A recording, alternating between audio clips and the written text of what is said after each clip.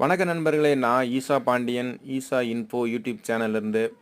அதாவது ஒரு தலைவர அது எப்படின்னா, நம்ம தமிழ்நாட்டோட முதலமைச்சர எதிர்க்கட்சிய சேர்ந்தவங்க ஏமாத்தலாம். வேற யாராவது ஏமாத்தலாம். ஆனா, அவங்க தொண்டர்களே பார்த்தீங்கன்னா, மிகப்பெரிய அளவுல முதலமைச்சர ஏமாத்திட்டு இருக்காங்க.